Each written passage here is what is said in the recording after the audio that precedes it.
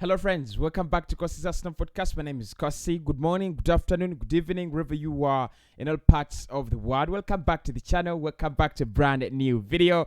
I hope you all lads are really doing well. Now we're going to be talking about Lucas Paqueta and Youri Tielemans. Internally, there are debates and discussions at Arsenal to decide on who Arsenal should sign at the moment. Youri Tielemans is a big name among a couple of staff, and also Lucas Paqueta is a very favorite player among a couple of Mikel Arteta's staff. So they're trying to debate to decide on who they should sign. I think we've already had that debate here on Cossy's Arsenal podcast. It really didn't go very well for Lucas Paqueta. Many people still love Youri Tielemans. Tielemans apparently has sold his house, has already sold his house in Leicester. And we do not know whether he's going to be moving to London, but selling his house amidst all these transfer sagas and transfer links probably means something. We'll talk about Levi Colwill, one of the Chelsea youngsters that Arsenal trying to sign. We'll talk about the other players that Arsenal are interested in that left back, left-sided centre-back position, including a player from RB Leipzig. We'll talk about Serge Gnabry. It looks like he will be staying at Bayern Munich. Lucas Torreira and Thomas Partey. Finally, we have a video and pictures of Thomas Partey in the USA. So now I can confirm Partey is in the USA and it is no longer a rumor. Hit the like button for me, subscribe to the podcast if you are watching and you love the content. And also, I want to make this very clear. I'm an Arsenal fan who reacts to Arsenal content and Arsenal news. Now, at times you people really feel, at times, people complain, of course, this was inaccurate. Now, at times, I'm going to say this, I do not produce these stories. I react to them. I try to give you the latest around the club and I react to it. So at times when it's inaccurate, I'll come back and tell you this was inaccurate, just like I did yesterday with Thomas Partey. I told you as it was reported that he's not flying with us. And when it was confirmed that he was flying with us, I also told you the same information. So be calm. This is a fan channel. This is not Sky. So I'm reacting to my club and the news around my club. It's okay if you do not feel like you love my reaction. It's absolutely fine. I'll be absolutely okay if we do not have the clashing, right? So let's get into the content. Let's start off with Youri Tielemans and Lucas Paqueta. Now, it has been reported that at Arsenal, although Lucas Paqueta is seen as a very versatile player and many members of the Mikel Arteta coaching staff and management want him and feel he would be the perfect player for Arsenal to sign in that central midfield because it gives us a lot of versatility and a lot of technical ability. Youri Tielemans is still a favored player among the other section of the Mikel Arteta staff. So there is kind of a divide between. It's not really a divide. It's not a bad divide, but it's a debate kind of. And of course, when you have a debate, you're having people for and people against. So there are people for Youri Tielemans and people against Youri Tielemans, and there are people for Lucas Paqueta and people against signing Lucas Paqueta. Now, what I want to say here, lads, is that although these two players are being monitored and talks are ongoing between us and Lucas Paqueta and also Arsenal and Lyon, and talks are ongoing between Arsenal and Youri Tielemans, even other most central midfield options are still being looked at by Arsenal, including Guido Rodriguez, Ruben Neves, and Serge Milinkovic-Savic. Now, what I don't understand is why Arsenal are not nailing down to these two, because they look like, for me, at least to what I see, they look like players that have everything Mikel Arteta would ask for. The attacking prowess, the hard work in terms of defending,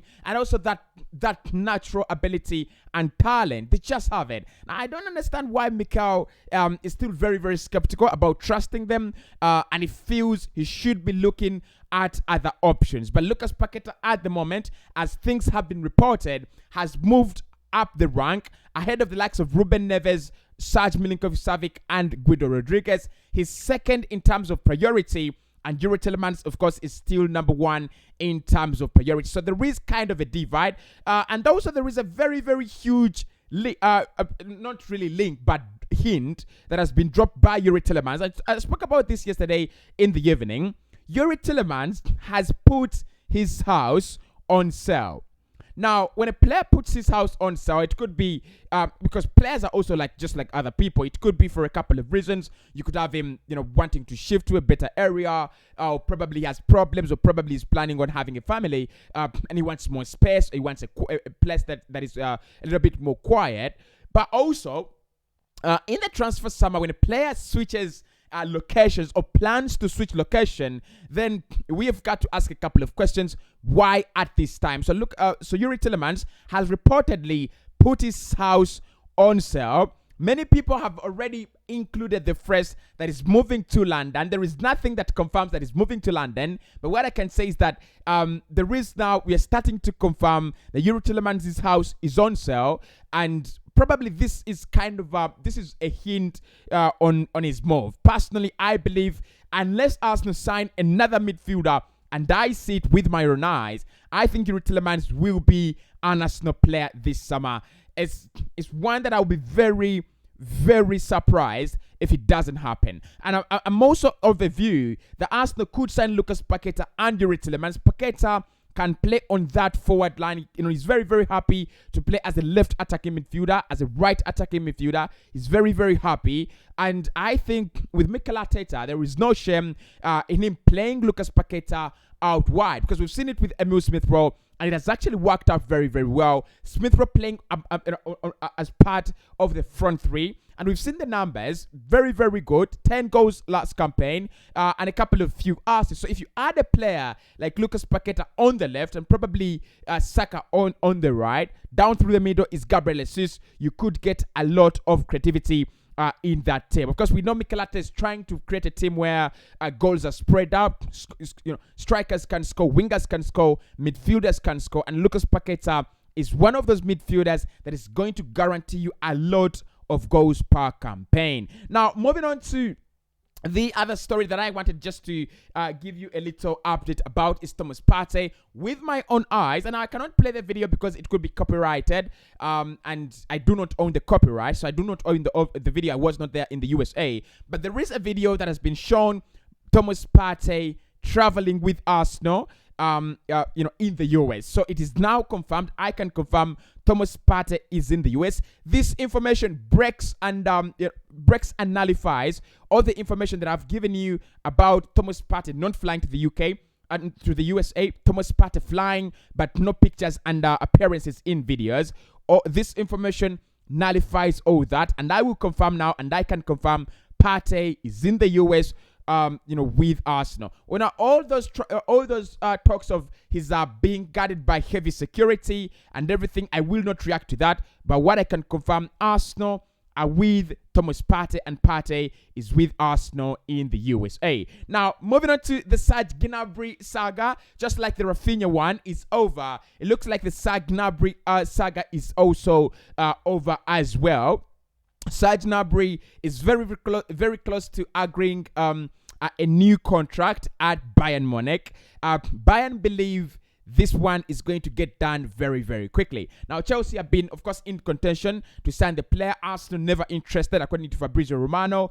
Ben Jacobs, of course, felt that the club was interested because it was a doable deal. Manchester City thought about the player. Liverpool thought about the player. Madrid as well thought about Serge Gnabry. But it looks like Serge Gnabry is going to be staying with Bayern Munich. But I think I'm not wrong on this one. I've told you always, it's always going to be, where does he go? Where will he play football next season? I think that was the question with Serge Gnabry. It was never always which clubs are interested. It was always, where is he going to choose to stay? Now, he was apparently given a contract close to 220,000 per week. And he turned it down. That was from Bayern Munich. I didn't understand really that. And that's why I said with Serge Gnabry, it's going to be very, very complicated. A player who turns down a contract worth 220,000 per week. How much is Arsenal going to pay him?